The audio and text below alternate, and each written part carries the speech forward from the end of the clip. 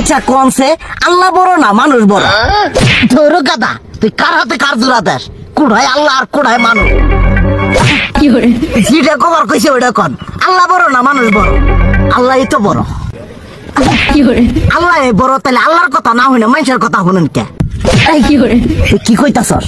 কি এর আল্লাহর কথা মানে না মানুষের কথা মানে? হ্যাঁ, কি আর মানুষের কথা শুনেন তাই না?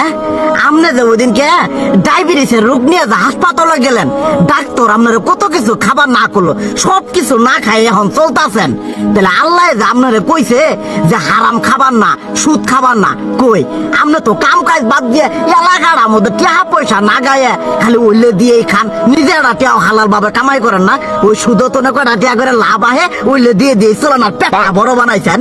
শুনেন একটা কথা কই, হারামের কোনোদিন আরাম নাই। হালাল পথে রুজি রোজগার করেন, প্রয়োজনে এড়া বেলা কম খায়েন, তাও শরীর পিণ্ডও ভালো থাকবো, কোনো রোগ বেদও হবো না, আরামও পাবেন, আল্লাহও খুশি থাকবো। তুই আমার এইভাবে বুঝাবি আগে কইলি না কে? আসলে এই বিষয়টা তো আমি কখনো মাথায় এইভাবে নেই যে আমাদের কখনো ডাক্তার নিষেধ করলে ঠিকই আমরা নিষেধ মানি, কিন্তু উপর আল্লাহ যে কত কিছু নিষেধ করে দিয়ে সেটা মানি না। আর এই যে হারাম পথে টিয়া পয়সা কামাই করতেছেন, শরীরের মধ্যে দুনিয়া রোগ ব্যাত হয়েছে, দেখা যাইতেছে যা টিয়া হারাম পথে কামাই করতেছেন তার তো বেশি টিয়া মনে করেন জ্বলেই যাইতেছে গা বেশি। আজকের পর থেকে আমি আর এই হারাম সুদ খামো না, আমি হালাল পথে চলবো, হালাল টাকা পয়সা ইনকাম করবো। এতে করে যদি একবেলা কমও খাইতে হয় তবুও খামো, তবু আমি আর এই হারাম পথে চলবো না। আচ্ছা ঠিক আছে।